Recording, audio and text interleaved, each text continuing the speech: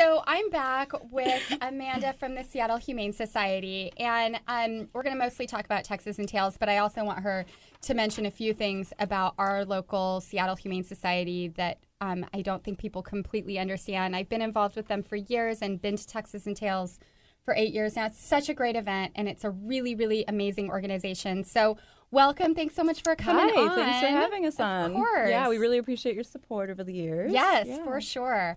So tell us a little bit. One thing I want to touch on for sure is the difference between the Humane Society, like national, and then Seattle Humane Society specific. Yeah, so this is a really important topic to touch upon. So the term Humane Society is really like bank. It's very general. Mm-hmm. So you see, the ASPCA or the Humane Society for the United States, and a lot of people are under the impression that their funding supports local animal shelters, but that's actually not the case, or at least it's a very, very, very minute percentage. Yeah. So we are a local nonprofit, completely donor-funded organization.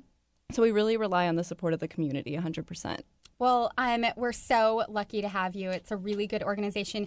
You do an enormous amount for these animals. I'm looking at the statistics here. You might be able to fill me in about these are the the number of admitted cats, adopted cats. I mean, 3,112 cats admitted and 2,800, over almost 2,900 placed. That's insane. It's pretty incredible. Wow. Yeah. And dogs rank right up there. And you also do small animals. What's a small animal? So rabbits, hamsters, gerbils, that sort of thing. Yeah, that kids get. Yep. And then little starter what pets. do they do with? Ferrets? Do you have ferrets? We don't have ferrets. Okay. No. Chanel's an anti-ferret. Yeah. Okay. So your big event, one of the main fundraisers for the whole year, Tuxes and Tails charity auction and celebrity pet fashion show. Did I say the whole name right? Yeah, absolutely. Okay. So it's our fundraising and annual gala. Yeah. So Okay. it's a really big deal for us. Like you said, it's our biggest fundraiser of the year, and it's really fun. We have so many local celebrities come out, news teams from Q13 and King 5 and Como 4 News and also Kiss FM. So it's a really fun event, a great time to come out and support the animals. It is going to be Saturday, May 12th, 5 p.m., the Hyatt Regency. You can get tickets and all the information at tuxesandtails.org. That's right. Okay. And there's always a theme.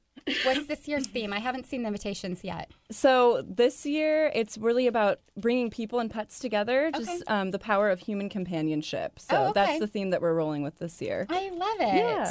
All right. So there's always celebrities that bring their pets or walk pets that are up for adoption that night. That's the best part of the whole night. Yes, that's definitely the highlight of the evening. All of the local celebrities come. And this year, it's only going to be adoptable pets on the runway. So what's really cool is if you're interested in adopting an animal and you see somebody that you like on the runway, you can talk to one of our adoption advisors and adopt somebody right there and then.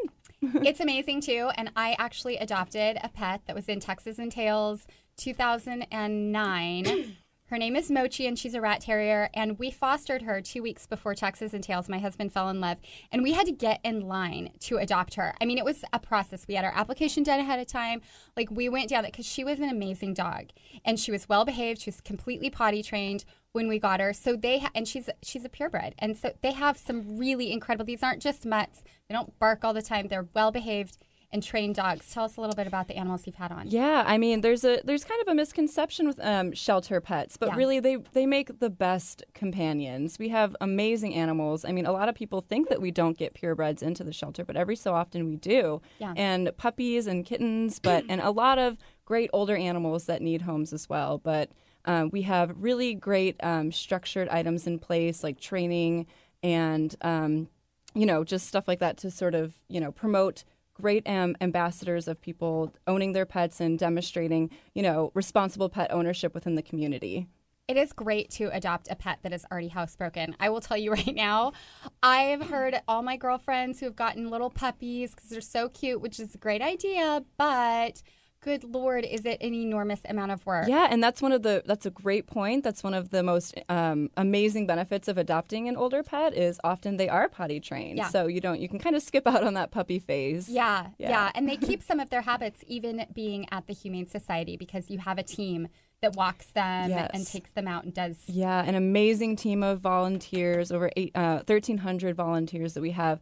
And, our shelter really couldn't function without the support of our volunteer community. So it's really great. And so Tuxes and Tails is really the main focus of this interview, but you also have a few other fundraisers throughout the years and just great events.